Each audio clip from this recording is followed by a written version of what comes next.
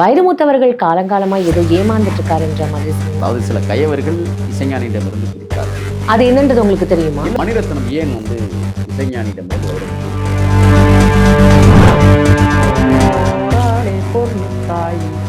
போகிறவங்க பாட்டு எழுதுனாங்க. வைரமுத்து இசை கல்வி கிராமிய இசையோடு கலந்து மக்கள் பேசினார். ஆனால் அவர் தொடர்ந்து நிற்க முடியல. ஆனால் இசைஞானி இன்றும் நிற்கிறார். தமிழ் சினிமா எதை நோக்கி போயிட்டு இருக்கு? ரீரிலீஸ், நீங்க ஒரு டைரக்டர், ரீரிலீஸாவே தான் போயிட்டு இருக்கே தவிர நல்ல படங்கள் எங்க? நம்ம இசையை பத்தி பேசுறோம், எல்லாமே பேசுறோம், படங்கள் ஒரு மிகப்பெரிய தொய்வு இன்றைக்கு தமிழ் சினிமாவுக்கு. காரணம் பெரிய முதலாளிகளுடைய படையில் கார்ப்பரேட் நிறுவனங்களுடைய கையகப்படுத்துதல். அவ்வளவு பொறாம பிடிச்சி அலைகிறாங்க சினிமா துறையில் இருக்கிறவங்க. ஒருத்தன் ஏறினா இன்னொருத்தன் சறுக்கிறான். இன்றைக்கு தமிழ் சினிமா சாதிகளுடைய அடிப்படையில் எடுக்கப்படுகிற திரைக்காவியங்களாக ஏற்றுக்கொள்ள முடியாது. இல்லை நான் அந்த தற்குறிகளுக்கு கருதலைகளுக்கு சாதிய எண்ணத்தோடும் சாதிய கோட்பாடுகளோடும் இங்கே நீ என் தமிழ் சமூகத்துக்கு பாடம் எடுக்கலாம். இங்கே இருக்கிற மக்களுடைய வாழ்வியல் வேறு, சாதி ரீதியாக புரிஞ்சு கிடக்கலாம். ஆனால் நம்மளை சாதிக்க முடியும். அது எதை கொண்டு அடிக்கிறது எத்தனையோ சறுக்கர்கள் தான். குலகாரன் தான் ஈழத்தில் இருந்ததுனால குலகாரன் தான். விமர்சனங்களையும் நான் அதெல்லாம் கண்டுக்கிறது, குற்றச்சாட்டுகளையும் தாண்டி நான் அதை கண்டுக்கிறது இல்லை. ஏன்னு தெரியுமா? நீ என்னை குற்றா, நான் பார்த்துக்கிறேன். எகிரி அடிப்பதற்கு நீ என்னை சும்மா வந்திருக்கிறோம்னு நினைச்சுக்காங்களா? எல்லாம் இருக்கான். ஏதோ மோகன்ஜி காகன்ஜி எல்லாம் சொல்லிட்டு இருக்காங்க. டேய், ஒழுங்கு மரியாதை படம்.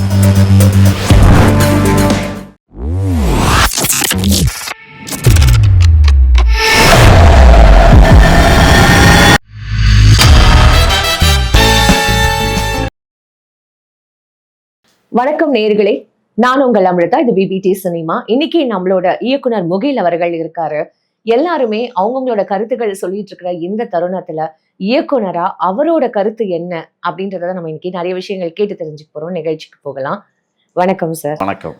வைரமுத்தவர்கள் காலங்காலமா ஏதோ ஏமாந்துட்டு இருக்காருன்ற மாதிரி சொன்னீங்க. என்ன, அது என்னது?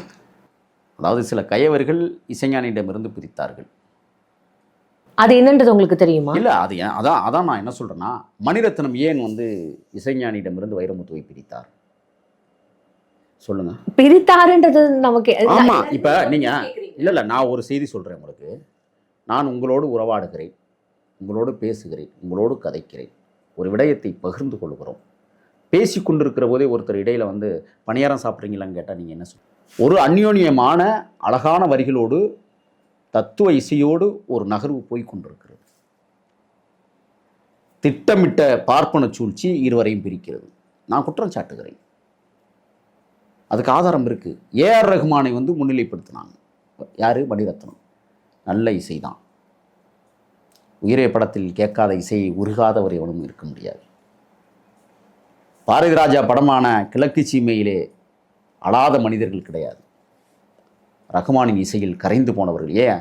கருத்தம்மா படத்தில் கொடுத்திருக்கிற இசையை எவனும் கண்டுகொள்ளாமல் கடந்து போக முடியாது. ஆக நல்ல தத்துவ இசைகள் ஞானிகள் இருக்கிறார்கள். ஆனால் அனைத்திற்கும் மூலக்கூறு இசைஞானி. இன்றைக்கு இசைஞானியுடைய இசையை சில பேர் திருடுகிறார்கள், சில பேர் பயன்படுத்திக் கொள்கிறார்கள் என்பது மூத்தவருக்கு கோபமாக இருக்கலாம். மூத்தவர் அங்கே இறங்கி வர வேண்டும் என்றுதான் நான் ஆசைப்படுகிறேன். எளியவர்கள் பயன்படுத்தட்டுமே, இசையை பற்றி தெரியாதவர்கள் பயன்படுத்தட்டுமே. உங்களுடைய இசையை மற்றவர் பயன்படுத்துகிறார்கள் தான் நீங்கள் பெருமிதத்தோடு நின்று பார்க்கிற இடத்தில் இன்றைக்கு நீங்கள் நின்று கொண்டிருக்கிறீர்கள். அதை விமர்சனம் செய்கிற இடத்தில் இல்லை. ஆக இசைஞானி ஏன் அந்த இடத்தில் தவறு செய்கிறார்? இதுதான் நான் பேசுகிற ஒரு வைக்கிற கேள்வி. இசைஞானி தன்னுடைய வாழ்வியல் பயணத்தில் இது ஒரு கரும்புள்ளியாக இன்று வரை மாறி இருக்கிறது. ஆகையால் தான் வைரமுத்துவிற்கும் மூத்தவருக்கும் பிரச்சனையே. நீங்கள் அதை பாடறியின் படிப்பறியின் பாடலே நீங்கள் பார்க்க முடியும். வாய்ப்பு இருந்தால் அந்த பாடலை முழுசாக நீங்கள் ஒளிவு பரப்புங்க. நம்ம பேசும்போதே அதில் என்ன வேறுபாடு இருக்குது? ரெண்டு பேரும் ஒரே பாட்டை எழுதியிருக்கிறாங்களே. சரணம் முடிந்து பல்லவிகளில் எப்படி அவர்கள் ரெண்டு பேரும் பாதி பாதியாக பிரிந்து நிற்கிறார்கள் என்பதற்கு எடுத்துக்காட்டான பாட்டு. அதை விட இன்னொன்று சொல்கிறேன். மகத்தான சூப்பர் ஸ்டார் ரஜினிகாந்த் அவர்களோடு இசையமைத்து இன்னைக்கு எத்தனை ஆண்டுகள் ஆகிறது இசைஞானி. கமலஹாசனுக்கு கடைசியாக இசையமைத்த பாடல் எத்தனை வருஷமானது? ஏன் இந்த மிக பெரும் ஆளுமைகளை உருவாக்கிய இசைஞானி இன்றைக்கு அந்த ஆளுமைகளோடு இசையை கோர்க்க முடியவில்லை? வைரமுத்து இல்லாத இடம். நீங்கள் எத்தனையோ கவிஞர்களை பிறைச்சூடனை கொண்டு வந்தீர்கள், கவிதை பித்தனை கொண்டு வந்தீர்கள், ஏன் கருணாநிதி என்கிற ஒரு கவிஞரையும் கொண்டு வந்தார். அழகி படத்தில் தெரியுமா, சினுக்கு சினுக்கு தான் சினுக்கு சினுக்கு தான் அந்த சின்ன பிள்ளைங்க ஆடி பாடி பாடுகிற பாடலாம் கருணாநிதி எழுதிய பாடல். முதலமைச்சர் அல்ல, ஒரு கவிஞர் கருணாநிதி. அப்படி ஒரு ஆளுமைகளை உருவாக்கிய நீங்கள் ஒரு மிகப்பெரிய ஆளுமையாக இருந்தவரை ஏன் வெறுத்தீர்கள்? எதற்காக இத்தனை கவிஞர்களை உருவாக்க முயற்சித்தீர்கள்? ஆனால் யாரும் நிற்க முடியல, அது வேற. நீங்கள் மனோஸ்கியான ஒரு இசையமைப்பாளர் இருந்தார், தெரியுமா உங்களுக்கு? இல்லை சார், தெரியாது. செந்துரப்பூவின்னு ஒரு படத்தில் அவர் தான் இசை. நீங்கள் செந்துரப்பூவில் வருகிற பாடல்கள்லாம் கேட்டிருக்கீங்க? கேட்டிருக்கேன் சார். அது என்ன மாதிரியான இசை கோர்வைகள் தெரியுமா? ஆனால் அந்த இசையமைப்பாளர்கள் 2 பேர், மனோஜ் கியான் என்கிற இருவர் ஏன் பிரிந்து போனார்கள்? அவர்கள் இருவரும் பிரிந்தார்கள், பல இசைகள் காணாமல் போனது. இசைஞானியும் வைரமுத்துவும் பிரிந்தார்கள், பல இசை காணாமல் போனது, பல ராகங்கள் காணாமல் போனது, பல வரிகள் காணாமல் போனது. இதற்கு பொறுப்பாளிகள் 2 பேரும் தான். நீங்கள் 2 பேரும் ஒன்றாக இருப்பார்களே ஆனால் இன்றைக்கு பல இசைகளை எங்கள் காதுகளால் கேட்க முடியும். நாங்கள் இழந்து தவிக்கிறோம், அப்பாவி மக்கள் இழந்து தவிக்கிறார்கள். அதனால தான் நம்மெல்லாம் 90க்கு முன்னாடி உள்ள பாட்டை இன்றைக்கும் கேட்டுக்கிட்டு இருக்கிறோம். 2 பேரும் ஒன்றா இருந்திருந்தா வரிகள் புதிதாக இருக்கும், இசை வெட்டுக்கள் புதிதாக இருக்கும். நாம் இன்னைக்கும் அந்த 2 பேரையும் கொண்டாடிக்கிட்டு இருப்போம். ஆனால் 90 வரை அவர்கள் போட்ட இசைக்கோர்வையை பார்த்து சந்தோஷப்படுகிற நாம் அவர்களை இருவரையும் அந்த வருடம் வரை நாம் கொண்டாடி கொண்டிருக்கிறோம். அதற்கு பிறகு கொண்டாடுறோமா? போராளே பொண்ணு தாயி போகிற போக்கின்னு பாட்டு எழுதுனாங்க வைரமுத்து. ஏஆர் ரகுமான் இசை தன் கிராமிய இசையோடு கலந்தடித்தார். மக்கள் பேசினார்கள். ஆனால் அவர் தொடர்ந்து நிற்க முடிந்ததா? ஆனால் இசைஞானி இன்றும் நிற்கிறார். ஆனால் அவர் சொல்லுவார் அடிக்கடி, சரியான கதையம்சம் கூடிய படங்களோ சரியான பாடல் வரிகள் எழுதக்கூடிய கவிஞர்களோ கிடைப்பதில்லை என்று வருத்தப்படுகிறார். நாங்கள் சொல்லுகிறோம், இப்பொழுது இளைய தலைமுறை, நான் பேசுகிறேன். நான் படாத பாடலாம் கிடையாது, எல்லா பாடையும் பட்டுட்டு தான் வந்திருக்கிறேன். மூத்தவர்களே, நானும் படம் எடுக்க வருகிறேன், நீங்கள் இருவரும் இணைய வேண்டும். நான் பேசுவேன், 2 பேர் கரத்தையும் நான் ஒன்று சேர்க்கணும்னு ஆசைப்படுறேன். கொள்கைகள் சித்தாந்தங்கள் வேறாக இருக்கலாம், கோட்பாடுகள் வேறாக இருக்கலாம், ஆனால் கருத்தியல் ஒன்று. இசை கருத்தியலும் வரி கருத்தியலும் ஒன்றுதான். அது வைரமுத்திற்கும் பொருந்தும், இசைஞானிக்கும் பொருந்தும். காரைக்குடி நகரிலே, என் மண்ணிலே இசைஞானி என்கிற பட்டத்தை அன்றைய தமிழக முதல்வர் கலைஞர் கருணாநிதி அவர்கள் வழங்கிய பெருமை என் மண்ணிற்கு உண்டு. அந்த தகுதியோடும் இசைஞானியிடம் பேசுவேன். அண்ணா வைரமுத்து, உங்கள் புத்தகங்களை படித்துத்தானே அழகு தமிழில் பேச வைத்தீர்கள். அந்த உரிமையோடு உங்களை நான் விரைவில் பேச இருக்கிறேன். இருவரையும் சந்திக்கிறேன், நிச்சயமாக நடக்கும். இருவரும் பிரியவில்லை, அவர்கள் அண்ணன் தம்பிகள், தனித்தனி வீடுகளில் வசிக்கிறார்கள், அவ்வளோதான். ரொம்ப அழகா இந்த மாதிரி எங்களுக்கு அதர் சைட் ஆஃப் த ஸ்டோரின்னு சொல்லுவாங்க சார், அந்த மாதிரி யாருமே எடுத்து சொல்லலை. நீங்கள் பேசும்போது எனக்கு அது கேட்கணும் தான் இருந்ததே தவிர பதிலுக்கு எனக்கு பேச தெரியல அப்படின்னு வேணால் சொல்லலாம் சார். ரொம்ப அழகாக ஒரு அதர் சைடு இல்லை, நான் சேர்ப்பேன், இந்த மாதிரி யாருமே பேசல. அவங்கவுங்க அவங்களோட கருத்து தான் சொன்னாங்க. ரொம்ப எங்களுக்கு இவ்வளோ நேரம் நீங்கள் ரொம்ப அழகாக எடுத்து சொல்லியிருக்கீங்க சார். இப்போது நெக்ஸ்ட் எனக்கு ஒரு கேள்வி இருக்குது உங்ககிட்ட. இப்போ இந்த இப்போ நம்ம இவங்களை பற்றி பேசி முடிச்சதுக்கப்புறம் இப்போ இருக்கிற தமிழ், இந்த காலகட்டத்தில் தமிழ் சினிமா எதை நோக்கி போயிட்டுருக்கு? ரீரிலீஸ், நீங்கள் ஒரு டிரெக்டர், ரீரிலீஸாகவே தான் போயிட்டுருக்கே தவிர நல்ல படங்கள் எங்கே? நம்ம இசையை பற்றி பேசுகிறோம், எல்லாமே பேசுகிறோம், படங்கள். ஒரு மிகப்பெரிய தொய்வு இன்றைக்கு தமிழ் சினிமாவில் ஏற்பட்டிருக்கிறது. அதற்கு காரணம்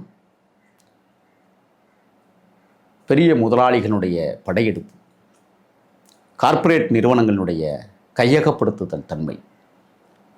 இதை தமிழ் சினிமாவை அழிவுப்பாதைக்கு கொண்டு செல்கிற தொடக்கம் தொடங்கியிருக்கிறது. தமிழ் சினிமா மீள வேண்டும். ஏனென்றால் தற்குறிகளும்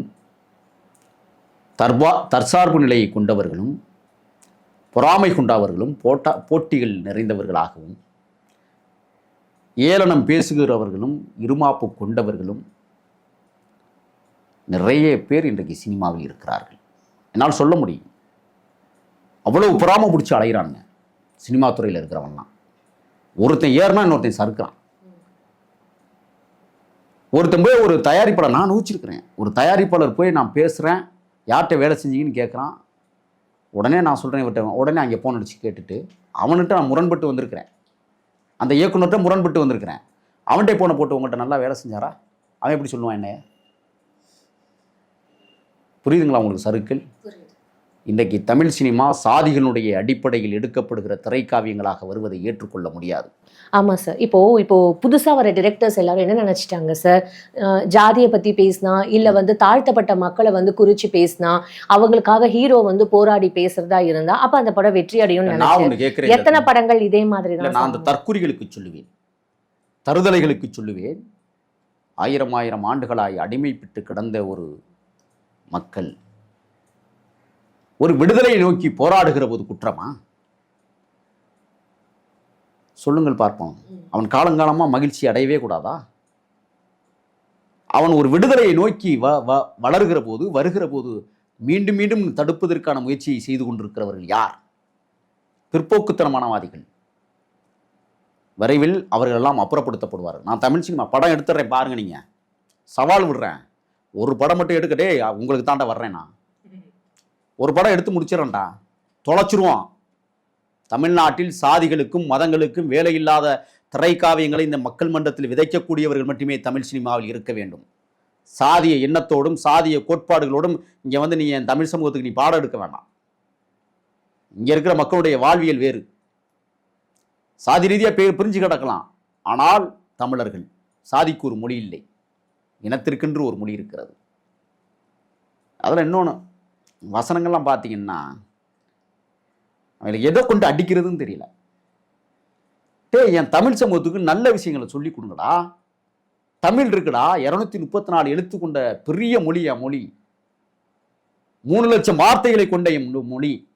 வார்த்தை இல்லாத மாதிரி ஆங்கிலத்தில் கொண்டாந்து பேர்களை வச்சுக்கிட்டு ஆங்கிலத்தில் வந்து டயலாக் எழுதிக்கிட்டு கேட்டால் என்ன சொல்லுவான்? மக்கள் எதை விரும்புகிறார்களோ நீங்கள் தான்டா மக்களை விரும்ப வச்சுருக்கீங்க.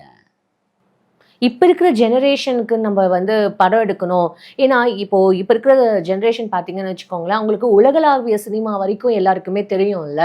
அப்போ நம்ம அந்த காலகட்டத்தில் இருந்தா சரி, நமக்குன்னு ஒரு 80% மக்களுக்கு வந்து இதே ஜெனரேஷன் இதே மாதிரியான படங்கள் கொடுத்தா பரவாயில்ல. ஆனா இப்ப இருக்கிற ஜெனரேஷன் 100% பேருமே எல்லாருக்கும் எல்லா விஷயமே தெரியும் சார். நீங்க அப்படி நினைக்கிறதாங்க தப்பு. இப்ப இருக்கிற புதிய இயக்குநர்கள்ட்ட போய் இயக்குநர்கள் நான் சொல்லல, மக்களை சொல்றேன். மக்களும் இருக்காங்க. நான் சொல்கிறேன், மக்களை வந்து குற்றம் சாட்டக்கூடாதுன்னு சொல்கிறதெல்லாம் தப்பான விஷயம். மக்கள் குற்றவாளிகள் தான் நான் சொல்லுவேன். பயிர் இருக்குல்ல, நெல் பயிர், நம்ம பயிருங்கிறோம்ல, அடுத்த தலைமுறை என்ன தெரியுமா சொல்ல போகுது? நெல்லு மரம் எங்கன்னு கேட்க போகுது. நெல்லு மரம் எங்கே இருக்கு? அப்படிப்பட்ட இயக்குநர்கள் தான் இப்போ வந்திருக்கிறாங்க. புரியுதுங்களா? சமூகத்தில் புரவி கிடக்கிற அடிக்கோடிட்டு இருக்கிற அன்றாடங்காட்சி மக்களுடைய வாழ்வாதாரத்தை சொல்லுவதற்கு வக்கற்றவர்கள் சாதியம் பேசுகிறார்கள், சாதிய படம் எடுக்கிறார்கள். தமிழ்நாட்டில் செருப்பை கழட்டிட்டு அடிப்பேன். எத்தனையோ சர்க்கர்கள் தான் ஏன்னா கொலகாரன் தான் வீரப்பண்டு இருந்ததுனால, ஈழத்தில் இருந்ததுனால கொலகாரன்னானுங்க. எத்தனையோ விமர்சனங்களையும் நான் அதெல்லாம் கண்டுக்கிறதே, குற்றச்சாட்டுகளையும் தாண்டி தானே நான் அதை கண்டுக்கிறதே இல்லை. ஏன்னு தெரியுமா? நீ என்னை குற்றா, நான் பார்த்துக்கிறேன். எகிரி அடிப்பதற்கு நீ என்னை குத்திக்கிட்டு இருக்க. நான் எகிரன்னா தாங்க மாட்டேங்க. ஏன்னு கேட்குறீங்களா? என்னை வளர்த்த பெருமகன்கள் வேறு. சும்மா வாய்ச்சவடலுக்கெல்லாம் நான் வந்து பேசலை, வாழ்ந்துட்டு வந்தவன் பேசுகிறேன். அனுமானத்தில் பேசலை, அனுபவிச்சுட்டு வந்து பேசுகிறேன். அதனால அந்த தைரியம் இருக்கும் உங்களுக்கு. ஏன் என்னை வளர்த்த பெருமக்கள் வேறங்க. என்ன சும்மா வந்திருக்கிறோம்னு நினச்சிக்கலாம் நீங்களாம்? இங்கெல்லாம் இருக்காங்க ஏதோ மோகன்ஜி காகன்ஜின்லாம் சொல்லிகிட்டு இருக்காங்க. டேய், ஒழுங்கு மரியாதையை படம் எடு. மக்களுக்கான பண்பட்ட படங்களை எடு, புண்படுத்தப்படுகிற படங்களை எடுக்காதீங்க. அடுத்தவர் மனசு போனக்கூடாது. உன் சார்ந்திருக்கிற சாதின்னு சொன்னால் நீ எதை வேணாலும் எடுத்துருவியா? அந்த மக்களின் வாழ்வியலை பேசு, அந்த மக்களுடைய அன்றாட பிரச்சனைகளை பேசு, தப்பு இல்லை. ஆனால் அந்த மக்களுடைய சாதியை சொல்லி படம் எடுக்காதுன்னு தான் நான் சொல்ல வரேன். அழகின்னு ஒரு அற்புத திரைப்படம் உங்களுக்குலாம் தெரியும். எங்கள் அண்ணன் தங்கர் பச்சான் எடுத்த திரைப்படம். பண்ருட்டி பகுதியை உள்ளடக்கிய மக்களுடைய வாழ்வாதாரத்தை கொண்ட படம் தான். இன்றும் கிட்டத்தட்ட ஒரு 100 முறை பார்த்துருக்கேன் அந்த படத்தை. ஒரு அழகியல் அற்புதம். அந்த சின்ன குழந்தைகளை வச்சுக்கிட்டு, ஏன்னா சின்ன வயசில் வாழ்க்கையில் டவுசர் கிழிஞ்சு பள்ளிக்கூடம் போன நினைவுகள் அந்த படத்தில் இருக்கு எனக்கு. அணில அடிக்கிற அந்த காட்சிகளை அற்புதமாக படம் எடுத்திருப்பார். நான் பண்ணியிருக்கிறேன் சின்ன வயசுல. பாராட்டமா இல்லையா? உங்களோட மெமரிஸ் அதை வந்து பாராட்டமா இல்லையா? கண்டிப்பா சார். அந்த படம் யாரோட, எந்த மக்களுடைய வாழ்வாதாரம்?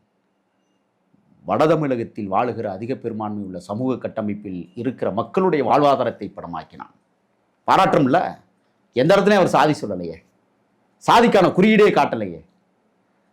ஆனால் அவர் இன்னைக்கு நாடாளுமன்ற தேர்தலில் ஒரு கட்சியின் சார்பிலே போட்டியிடுவதுதான் வெட்கக்கேடு என்று தம்பி நினைக்கிறேன், அவமானமாக கருதுகிறேன், அது வேறு.